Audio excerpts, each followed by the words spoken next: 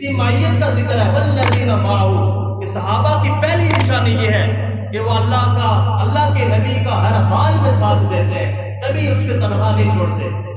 حضرت ابو بکر صدیق رضی اللہ تعالی عنہ، ان کی معیت کو دیکھیں کہ اللہ کے نبی جب مکہ میں ہیں تو حضرت ابو بکر مکہ میں ہیں، اور جب اللہ کے نبی کو مکہ سے ہجرت کرنے کا حکم ہوا تو اللہ کے نبی نے اپنے بستر پہ حضرت علی کو لٹایا اور ہجرت کرنے کے لیے چلے گئے۔ وہ حضرت ابو بکر کے در پر گئے تو حضرت ابو بکر نے جو ہی دروازہ کھٹکھٹایا، اللہ کے نبی نے تو حضرت ابو بکر نے فوراً دروازہ کھول دیا۔ تو اللہ کے نبی نے پوچھا کہ رات کا اتنا پہر گزر چکا ہے، رات اتنی دیر تک جا چکی ہے، تم ابھی تک سوئے نہیں؟ تو حضرت ابو بکر نے جواب دیا کہ اللہ کے پاک پیغمبر، صحابہ کرام فوج در فوج مدینہ کی طرف ہجرت کر رہے تھے، اور مجھے یقین تھا کہ آپ کو بھی ہجرت کا حکم دیا جائے گا، اور مجھے یہ بھی یقین تھا کہ ہجرت کا ساتھی میں آپ کا ہوں گا، اور جب سے مجھے شک ہوا کہ آپ کو ہجرت کا حکم ہوگا، میں اسی انتظار میں رہتا ہوں، دروازے کو ٹکٹکی باندھ کر دیکھتا رہتا ہوں کہ کہیں میرے آقا آئیں، وہ دروازہ کھٹکھٹائیں اور دروازہ کھولنے میں دیر ہو جائے، اس لیے میں نے اتنی دیر بھی برداشت نہیں کی اور آپ کا انتظار کیا۔ یہی ابو بکر جب اللہ کے نبی کو لے کر چلتے ہیں غار ثور کی طرف، راستہ بڑا دشوار تھا، بڑا کٹھن تھا، بڑا آزمائش والا تھا، اللہ کے نبی کے پاؤں مبارک زخمی ہو گئے۔ حضرت ابو بکر صدیق رضی اللہ تعالی عنہ نے آقا نامدار کو اپنے کندھوں پر اٹھا دیا۔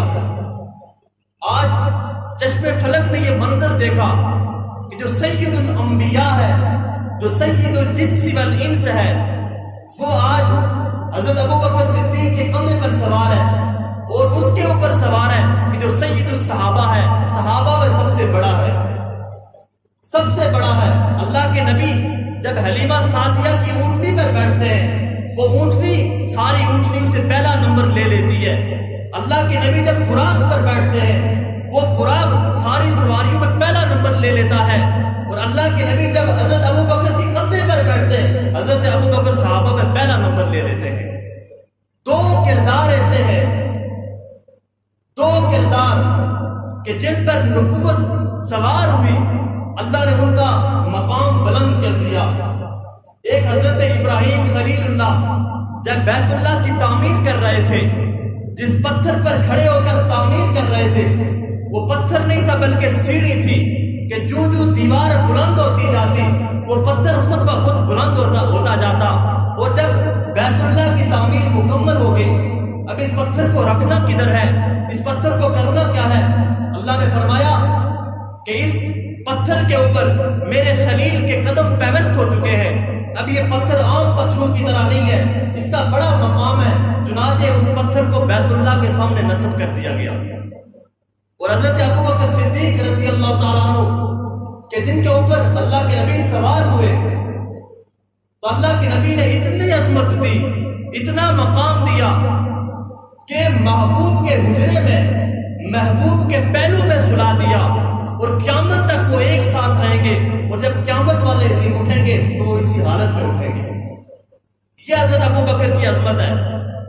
آج ایک طبقہ وہ حضرت ابو بکر صدیق رضی اللہ تعالی عنہ کو نعوذ باللہ من ذالک کافر کہتا ہے، کافر کہتا ہے حضرت ابو بکر صدیق کو، اور حالانکہ سوشل میڈیا کے اوپر یہ ویڈیو وائرل ہو چکی ہے کہ حضرت ابو بکر صدیق کو کافر کہا جاتا ہے، حالانکہ تمام صحابہ کا ایمان ایک پردے میں رکھ دیا جائے، عمر کا ایمان، عثمان کا ایمان، علی کا ایمان، طلحہ کا ایمان، زبیر کا ایمان، عبد الرحمن بن عوف کا ایمان، سعد بن ربیع کا ایمان، ابو طلحہ کا ایمان، زیاد بن ثقل کا ایمان، تمام انبیاء 1,00,000 سوا لاکھ صحابہ کرام کا ایمان ایک پلڑے میں رکھ دیا جائے، اور حضرت ابو بکر کا ایمان ایک پلڑے میں رکھ دیا جائے، تو ابو بکر کا پلڑا وہ بھاری ہو جائے گا۔ یہ ابو بکر کی عظمت ہے، ابو بکر کی شان ہے۔ اور جب غار ثور کے اندر گئے تو اللہ کے نبی کو باعث کرایا، حضرت ابو بکر اندر گئے کہ میں غار صاف کر لوں، اور اندر گئے، غار صاف کی، پھر حضرت ابو بکر کو بلایا، قرآن مجید نے اس کا نقشہ کھینچا کہ اذ ہما ثانی اثنین اذ ہما فی الغار، جب غار میں دو ساتھی آپس میں مل بیٹھے تو اس وقت حضرت ابو بکر صدیق رضی اللہ تعالیٰ عنہ کی گود میں اللہ کے نبی کا چہرہ انور تھا۔ سید عطا اللہ شاہ بخاری رحمۃ اللہ علیہ خطیبانہ انداز میں کہا کرتے تھے کہ حضرت ابو بکر کی گود گویا ایک رحل ہے اور اس میں جو چہرہ انور ہے وہ قرآن مجید ہے، اور حضرت ابو بکر تلاوت کر رہے ہیں۔ یہ ابو بکر کی شان ہے، اور یہی ابو بکر جب سوار ہوتے ہیں، آگے اللہ کے نبی بیٹھے، پیچھے ابو بکر بیٹھے۔ ایک کافر مشرک نے جب ان دونوں کو دیکھا، وہ اللہ کے نبی کو نہیں پہچانتے تھے، حضرت ابو بکر سے پوچھا کہ یہ جو تمہارے ساتھ آدمی ہے یہ کون ہے؟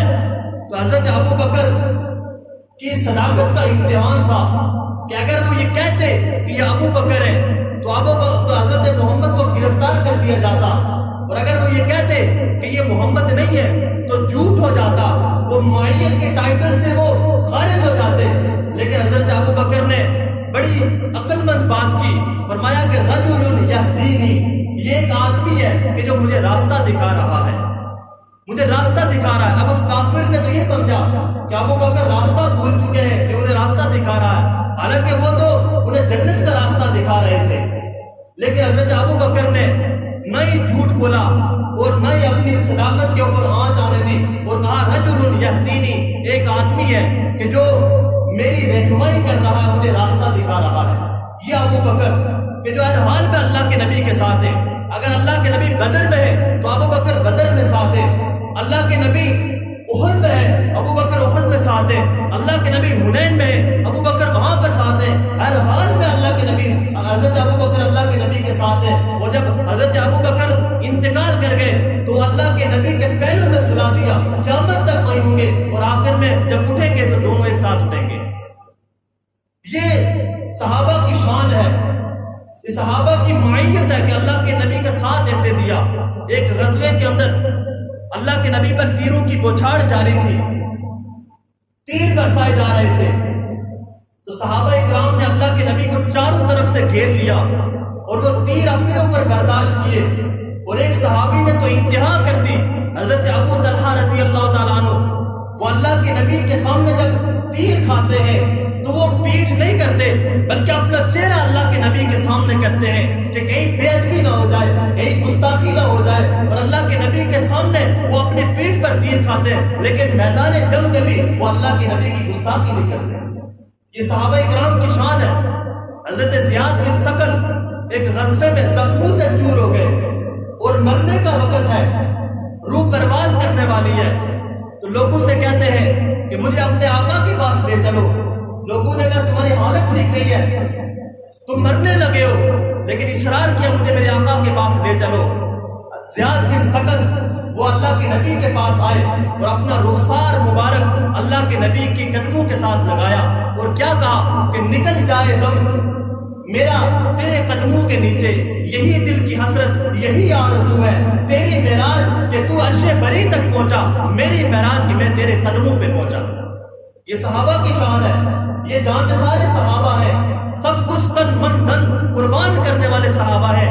حضرت زید بن ثابت فرماتے ہیں کہ جب غزوہ احد میں شہیدوں کی قطار میں گیا، مجھے وہاں پر سعد بن ربیع نہیں ملا، زخمیوں کی قطار میں گیا اور وہاں پر اعلان کیا این انت یا سعد، اے سعد تو کہاں ہے؟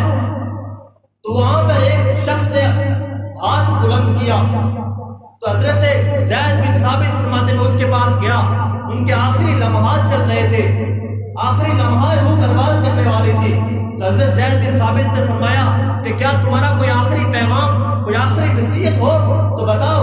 تو حضرت سعد بن ربیع نے کہا کہ اے زید جاؤ آقا کے پاس جاؤ، انہیں میرا سلام کہنا اور کہنا یا آقا آپ پر آسمان کے تاروں سے زیادہ، زمین کے اوپر ذرات سے زیادہ اور درختوں کے اوپر پتوں سے زیادہ آپ کے اوپر رحمت نازل ہوئی، اس لیے کہ ہم مجاور تھے، آپ نے ہمیں مجاہد بنا دیا۔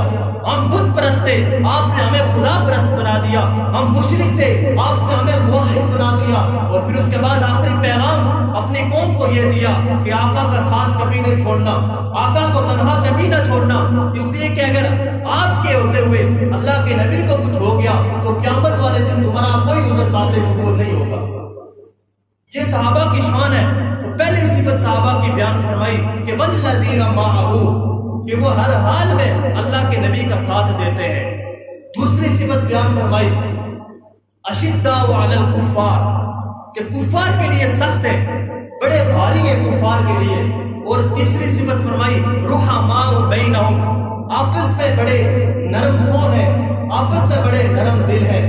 کسی شاعر نے کہا کہ ہو ہلکا یاراں تو ابریشم کی طرح نرم، ہو ہلکا یاراں تو ابریشم کی طرح نرم، رزق حق و باطل ہو تو فولاد ہے مومن، فولاد ہے مومن۔ تیسری صفت صحابہ کی بیان فرمائی کہ رحماء بینہم، آپس میں بڑے نرم ہیں۔ اور اس کے بعد فرمایا کہ تراہم رکعا سجدا یبتغون فضلا من اللہ ورضوانا۔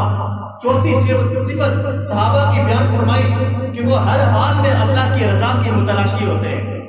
وہ رکوع کی حالت میں ہو تو سبحان ربی العظیم کی ضربیں لگا کر اللہ کی رضا حاصل کرتے ہیں۔ وہ سجدوں کی حالت میں ہو سبحان ربی الاعلیٰ کی ضربیں لگا کر وہ رب کی رضا کے متلاشی ہوتے ہیں۔ وہ ہر حال میں اپنے رب کو راضی کرنے والے ہوتے ہیں۔ یہ صحابہ اکرام کی عظیم جماعت ہے جس کے بارے میں اللہ کے نبی نے فرمایا ان اللہ اختارنی واختار لی الصحابی، فرمایا کہ اللہ نے مجھے ختم نبوت کا انتخاب کیا میرے لیے، اور میرے لیے میرے صحابہ کا انتخاب کیا، صحابہ کا انتخاب کیا۔ اور یہ صحابہ کی جماعت وہ عظیم الشان جماعت ہے کہ جس کے بارے میں قرآن مجید میں بے شمار آیات ہیں، اولئک هم المفلحون، یہی کامیاب لوگ ہیں، اولئک هم الفائزون، یہی کامیاب لوگ ہیں، اولئک هم المؤمنون حقا، یہی وہ لوگ ہیں کہ جن کا ایمان پختہ ہے، اولئک الذین امتحن اللہ قلوبهم للتقوی، یہی وہ لوگ ہیں کہ جن کا امتحان اللہ نے تقوی کے ذریعے لیا۔ وکلا وعد اللہ الحسنی، صحابہ کی جماعت وہ جماعت ہے کہ جس کے اوپر ساروں پر جنت حلال ہو چکی ہے۔ صحابہ کی جماعت وہ ہے الصحابہ کلهم عدول، سارے کے سارے صحابہ وہ عادل ہیں۔ اور ہمارے لیے حکم ہے فَإِنْ آمَنُوا بِمِثْلِ مَا آمَنْتُمْ بِهِ فَقَدِ اهْتَدَوْا، کہ اگر تم ایمان لانا چاہتے ہو تو ایمان لاؤ ویسے جیسے ابو بکر ایمان لایا، ایمان لاؤ ویسے جیسے عمر ایمان لایا، ایمان لاؤ ویسے جیسے عثمان ایمان لایا، علی ایمان لایا، طلحہ ایمان لایا، زبیر ایمان لایا، تب تمہارا ایمان مقبول ہوگا، ورنہ تمہارا ایمان قبول نہیں ہوگا۔ اللہ کے نبی نے فرمایا اصحابی کالنجوم فبأیہم اقتدیتم اہتدیتم، کہ میرے صحابہ وہ ستاروں کی مانند ہیں، ان میں سے جس کی بھی اقتدا کرو گے ہدایت پالو گے۔ پہلے زمانے میں لوگ ستاروں سے راستے تلاش کیا کرتے تھے، تو ستاروں سے تشبیہ اس لیے دی کہ اگر صداقت کو دیکھنا ہے تو ابو بکر کے در پر جانا پڑے گا، اگر عدالت کو دیکھنا ہے حضرت عمر کے در پر جانا پڑے گا، اگر شجاعت کو دیکھنا ہے حضرت علی کے در پر جانا پڑے گا، اگر سخاوت کو دیکھنا ہے حضرت عثمان کے در پر جانا پڑے گا، اگر سیاست کو دیکھنا ہے تدبر کو دیکھنا ہے تو حضرت امیر معاویہ کے در پر جانا پڑے گا۔ یہ صحابہ کرام ہیں رضوان اللہ تعالی علیہ اجمعین۔ قیامت والے دن جب حساب کتاب ہو جائے گا اور لوگ اپنے اپنے ٹھکانے پر پہنچ جائیں گے، اس وقت اللہ یہ اعلان کریں گے کہ وہ جنتیوں، آج کے بعد میں تم سے کبھی ناراض نہیں ہوں گا، ہمیشہ تم سے راضی ہوں گا۔ یہ تو قیامت والے دن اعلان ہوگا۔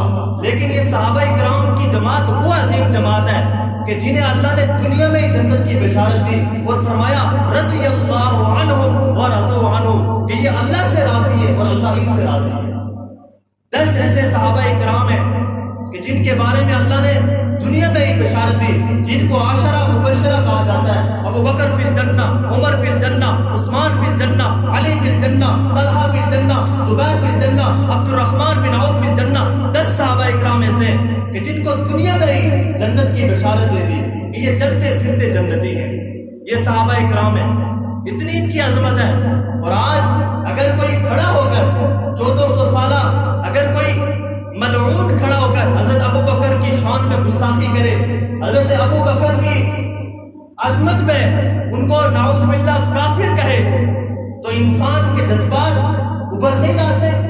انسان اپنا توازن کھو نہیں بیٹھتا کہ وہ ابو بکر کہ جس کے بارے میں اللہ کے نبی نے فرمایا کہ میں نے دنیا میں ہر ایک کا حق ادا کر دیا، لیکن ایک ابو بکر ایسا ہے کہ جس کا حق میں ادا نہیں کر سکا، قیامت والے دن اللہ ابو بکر کا حق ادا کریں گے۔ وہ ابو بکر کہ حضرت جبریل امین کے حوالے سے سلام پہنچتا جاتا ہے، اور اللہ کے نبی حضرت ابو بکر سے پوچھتے ہیں کہ ابو بکر کیا تم ان ٹاٹ کے لباس میں اللہ سے راضی ہو؟ اللہ نے یہ پوچھا ہے تو حضرت ابو بکر نے کیا شاندار جواب دیا، کہا کہ یہ تو صرف ٹاٹ کا لباس ہے، اگر اللہ کے دین کی خاطر میرے گوشت کے ٹکڑے کر دیا جائے، میرے جسم کے ٹکڑے کر دیا جائے، تب بھی میں اللہ سے راضی ہوں۔ دو ہستیاں ایسی ہیں کہ جن کو اللہ کا سلام آیا ہے، اللہ کا سلام آیا، ایک صدیق اکبر حضرت ابو بکر صدیق، اور ایک بنت صدیق اکبر حضرت ابو بکر کی بیٹی حضرت عائشہ۔ یہ دو ہستیاں ایسی ہیں کہ جن پر اللہ کا سلام آیا۔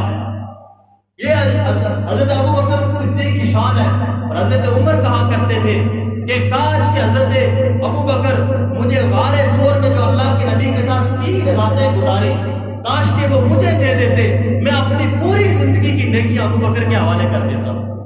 یہ حضرت ابو بکر کی شان ہے۔ سارے کے سارے صحابہ وہ ستاروں کی مانند ہیں، ان میں سے جس کی بھی اقتدا کرو گے ہدایت پالو گے۔ حضرت عمر فاتح شام و قبرص، فاتح عرب و عجم، کہ جو جب زمین پر زلزلہ آتا تو اس کے اوپر درہ مارتے اور زمین کو کہتے کہ کیا عمر نے تیرے اوپر عدل نہیں کیا؟ وہ زمین تھم جاتی۔ جس کے بارے میں کون عمر؟ جس کے بارے میں اللہ کے نبی نے فرمایا ان اللہ جعل الحق علی لسان عمر وقلبہ، کہ عمر وہ ہے کہ جس کی زبان اور دل سے حق بولتا ہے۔ کون عمر؟ وہ عمر کہ جس راستے سے چلتا ہے شیطان کو راستہ چھوڑ دیتا ہے۔ کون عمر؟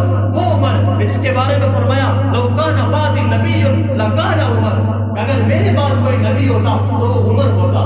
یہ عمر کی شان ہے۔ حضرت عمر رضی اللہ تعالیٰ عنہ 22 لاکھ مربع میل پر حکمرانی کی۔ بچپن میں اونٹوں کو چرایا کرتے تھے، تو جب امیر المومنین بنے تو جنگل میں جایا کرتے تھے، تو وہاں پر ان کا باپ خطاب ان کو کہا کرتا تھا کہ عمر تم زندگی کیسے گزارو گے؟ آج تو تم سے یہ اونٹ نہیں سنبھالے جاتے، تو کل تم لوگوں اپنی زندگی کیسے گزارو گے؟ لوگوں کے درمیان صلح کیسے کرواؤ گے؟ تو حضرت عمر رضی اللہ تعالیٰ عنہ کہنے لگے کہ آج وہ دن ہے کہ میں 22 لاکھ مربع میل پر حکمرانی کر رہا ہوں۔ تھے نہ جو راہ پر اوروں کے ہادی بن گئے، تھے نہ جو راہ پر اوروں کے ہادی بن گئے۔ یہ حضرت صحابہ اکرام کی شان ہے۔ اور حضرت عثمان غنی رضی اللہ تعالیٰ عنہ، اللہ کے نبی نے فرمایا کہ ہر کسی نے جنت کو حاصل کیا، کسی نے عبادت کے ذریعے، کسی نے ذکر و تلاوت کے ذریعے، کسی نے کسی ذریعے سے جنت کو کمایا، لیکن حضرت عثمان وہ ہے کہ جس نے جنت کو دولت سے کمایا، جس نے جنت کو دولت سے کمایا۔ اور اللہ کے نبی کی 2 بیٹیاں حضرت رقیہ اور حضرت ام کلثوم، یہ دونوں حضرت عثمان کے نکاح میں تھی، وہ یا دورے داماد تھے اللہ کے نبی کے۔ اور جب حضرت ام کلثوم کا انتقال ہوا تو اللہ کے نبی نے فرمایا کہ کاش کہ میرے 40 بیٹیاں ہوتی تو میں یکے بعد دیگر حضرت عثمان کو دیتا رہتا۔ یہ حضرت عثمان کی شان ہے۔ اللہ کے نبی نے فرمایا لِكُلِّ نَبِيٍّ رَفِيقٌ فِي الْجَنَّةِ وَرَفِيقِي فِي الْجَنَّةِ عثمان، کہ ہر نبی کا جنت میں ایک دوست ہوگا، اور میرا جو دوست جنت میں ہوگا وہ حضرت عثمان ہوگا۔ یہ صحابہ کرام کی شان ہے۔ اور علی المرتضیٰ خلیفہ چہارم، حضرت علی المرتضیٰ کہ جو نوجوانوں میں سب سے پہلے اسلام قبول کیا، جنہوں نے سب سے پہلے اسلام قبول کیا، جب جوانی کی دہلیز پر قدم رکھا تو اس وقت قدم رکھا جب ایمان لا چکے تھے، حضرت علی رضی اللہ تعالیٰ عنہ۔ اور حضرت علی رضی اللہ تعالیٰ عنہ کی شجاعت اور بہادری کے قصے ایسے ہیں کہ جب خیبر فتح نہیں ہو رہا تھا تو اللہ کے نبی نے فرمایا کہ صبح میں جس شخص کے ہاتھ میں اسلام کا پرچم دوں گا اس سے اللہ بھی راضی ہے اور اللہ کا رسول بھی راضی ہے۔ چنانچہ صحابہ کرام رات کو پریشانی کی حالت میں کہ کل صبح جھنڈا کس کو ملے گا، اسلام کا پرچم کس کے ہاتھ میں ہوگا، صحابہ اکرام نے بڑا سوچا، تدبر کیا۔ دوسرے دن کا سورج طلوع ہوا، اللہ کے نبی نے فرمایا کہ علی کدھر ہے، علی کو بلاؤ۔ چنانچہ حضرت علی کو بلایا گیا اور اسلام کا پرچم حضرت علی کے حوالے کیا گیا۔ اور حضرت علی جب میدان جنگ میں جاتے تھے ان کا لقب تھا حیدر کرار، اور حیدر کا مطلب ہوتا ہے بار بار پلٹ کر حملہ کرنے والا، بار بار پلٹ کر پچھاڑنے والا۔ گویا جب ان کو خیبر فتح کرنے کے لیے کہا گیا تو جب وہ میدان میں گئے مرحب کو پچھاڑا اور وہ جو قلعہ تھا خیبر کا وہ فتح کر دیا۔ امام احمد بن حنبل رحمت اللہ علیہ بیان کرتے تھے کہ حضرت علی کے بارے میں جتنی روایات احادیث مروی ہیں فضیلت کے بارے میں وہ کسی اور صحابی کے بارے میں نہیں ہے۔ یہ حضرت علی رضی اللہ تعالیٰ عنہ کا مقام ہے، ان کی عظمت ہے۔ اور نعوذ باللہ آج اگر کوئی انسان، کوئی ملعون کھڑا ہو کر حضرت ابو بکر کی شان میں گستاخی کرتا ہے اور حضرت ابو بکر کو نعوذ باللہ من ذالک کافر کہتا ہے، ویڈیو موجود ہے سوشل میڈیا کے اوپر، وہ ویڈیوز وائرل ہو چکی ہے، ہم نے دیکھی ہے۔ اور پھر جب اس نے گستاخی کی حضرت ابو بکر کی شان میں، دوسرے دن اس کو لندن بھجوا دیا گیا۔ یہ احتجاج کرنے کا تو حق ہے ہمیں، جذبات بھی تو انسان کے ہوتے ہیں کہ وہ ابو بکر کہ جس کی عظمت اللہ کے نبی نے بیان فرمائی، اللہ کے قرآن نے بیان فرمائی، اذ یقول لصاحبہ لا تحزن ان اللہ معنا، آج ان کو گالیاں دی جا رہی ہیں، آج ان کو کافر کہا جا رہا ہے۔